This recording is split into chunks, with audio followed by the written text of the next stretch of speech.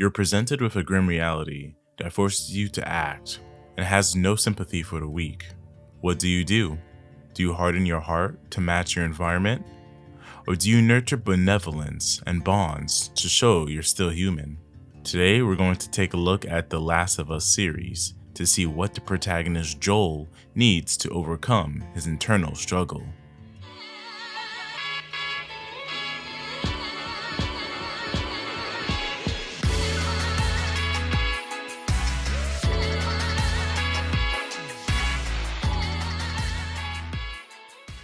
If you found this video insightful or at least interesting, make sure to infect the subscribe button and tap the bell icon so you never miss a new entry of My Film Diary.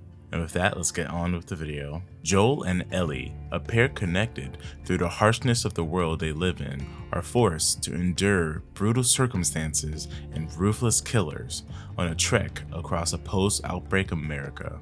Along the way, their bond will grow strong and be the thing that pushes each other forward. If you don't think there's hope for the world, why bother going on? You haven't seen the world, so you don't know. You keep going for family. I'm not family. No? You're cargo. However, we get a character in episode 3 who shows even more of a connection with Joel in an unlikely way. But before we get there, I have to take you back to the beginning of Joel's story and what his journey is, as well as our journey as the audience. Baby, I'm sorry. Joel, we gotta go. They're saying it's a virus, some kind of parasite. Maybe it's everywhere. Oh, shit. Don't move. We're not sick. We are not sick. This series works well with great source material and doesn't play anything for nostalgic value, but for the actual value it brings to the story. We are introduced to Joel and his daughter living their lives together right as the fungal infection begins. They give more characterization to Joel's daughter, Sarah, and we stay with her and absorb her charm, so when it's time to rip your heart out, it really hurts. Like I needed it to again. I enjoyed how they kept most of the sequence from the game in the opening episode, but added more so it still has room to be its own thing. For example, giving the neighbors more screen time lets you feel the horror of what's going to happen slowly creep up on you. And having an airplane crash instead of a car is just way cooler. And of course, one of the saddest moments in video games has now become one of the saddest moments in television. They've captured not only the tone, but also the pacing and the purpose of each scene perfectly, while still having the legroom to give the audience more characterization, more impactful moments, and just more of The Last of Us.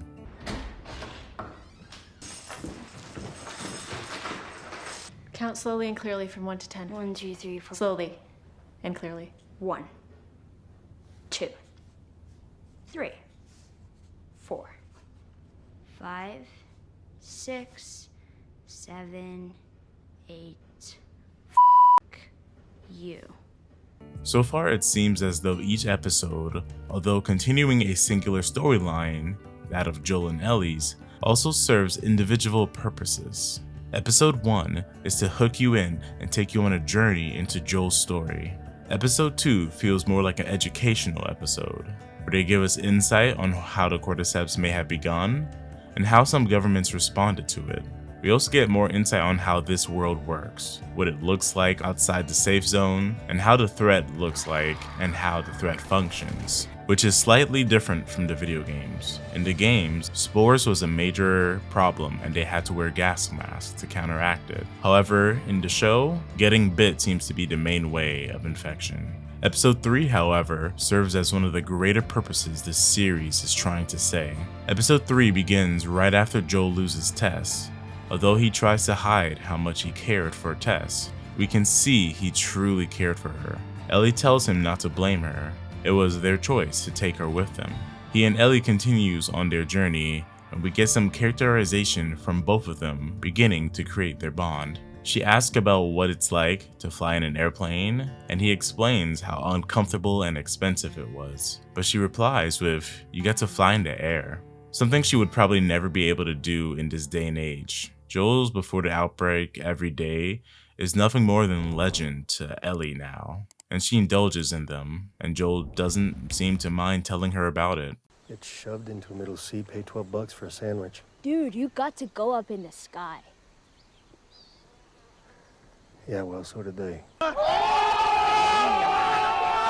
In episode 3, we're given a backstory on a character who plays the role of Joel's mirror, on Bill, a character that was only lightly touched upon in the game. It's very interesting to see this, where I have seen and played games where the games give more details to characters, but in this series, it is the opposite. We learn more about the characters we follow than we do in the game. In episode 3, they created a unique short film within their own series. They succeeded in introducing a character, showing you his life from the beginning of the pandemic to the present, and ripping your heart out along the way. Bill, played by Nick Offerman, is a doomsday prepper who trusted no one, and because of his survivalist skills was able to create a safe base away from the infected, raiders, and stragglers. He's very resourceful and clever. I know more than you. After years of building and protecting his base, he stumbles upon Frank, a lone traveler who he allows in for some food. Bill literally opens up and allows Frank inside. Look, first, my name's Frank. Oh, yeah? Here's the thing, Frank. If I feed you, then every bum you talk to about it is gonna show up here looking for a free lunch. And this is not an Arby's. Well, Arby's didn't have free lunch, it was a restaurant. They play some music on the piano, which tells even more of Bill's character. He is alone, and he's always felt alone, hiding who he truly is because of the world around him, forcing him to play to its tune. But Frank was able to see past all the barriers he put up, physically and emotionally. We get to see their life together, the ups, the downs of them living in this community away from society. With just the two of them, we see how they befriended Joel and Tess, and we get to see a heartwarming scene of Bill spilling his heart to Frank. He wasn't afraid of anything until he showed up. This man, who was only a tough exterior, was reborn a caring, loving man. We see them grow old together, and near the end of it, Frank wants to end his own life. Bill is sad at the thought, but agrees to it. They have their last good day together, and in the end, Bill decides he had a good life too. His only purpose was Frank, and there is nothing else in this world left for him. Were there already pills in the bottle? Enough to kill a horse. This isn't the tragic suicide at the end of the play. I'm old. I'm satisfied. And you were my purpose. Oh, I should be furious. But from an objective point of view, it's incredibly romantic. Bill takes Frank into their room, and they fall asleep to their eternal rest. This is when Joel and Ellie enter the house and find a note Bill left explaining everything. The story of Bill and Frank serves two purposes for Joel. The first is that even in this dark world filled with death and deceit, you can still find someone to care for. Joel in the beginning had Sarah, but he failed to keep her safe. Then, after the end, he found Tess and was able to create a bond with her, but again, he failed to protect her. Joel now has Ellie, who already reminds him of his daughter. He has to open up and let Ellie in. A man who was turned cold and bitter because of the world needs to let someone in his heart to truly become whole again. He has to work extra hard not to lose her as well. The other purpose of Bill and Frank's story is a warning. Bill could not live without Frank and decided to take his own life if he couldn't be with him. Their story is a warning for Joel to not take his own life, even though he has been emotionally beaten down twice. A tall order for a man with a tough exterior but soft interior. Joel's story thus far is a very sad one, but understanding Bill's and Frank's story will help him push into the right direction. The similarities to Bill and Joel drive this point further. Bill and Joel are basically experts in their own rights and have little trust for others. Bill even basically calls Joel a friend. Bill and Frank's story is very touching, but also very bittersweet. They were able to live a good life together, and in the end, they were happy with it. As Joel and Ellie leave, they find a cassette tape in the car and play the same song that Bill and Frank played on the piano as they drive off.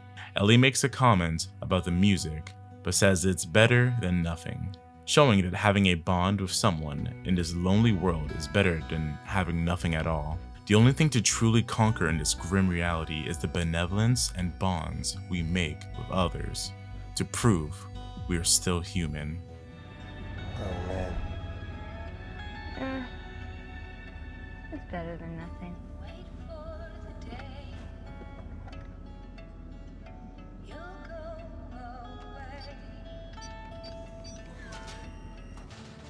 Knowing that you warned me of the price I have to pay. Thank you all so much for watching. I wanted to wait until the end of the series to make a video about it, but episode 3 impacted me so much that I just needed to talk about it. If you've seen these episodes of The Last of Us and it made you tear up just like me, leave a comment below. And don't forget to make a bond with the subscribe button and bell icon to get notified when there is more My Film Diary. I'll see you all next time because we're moving on.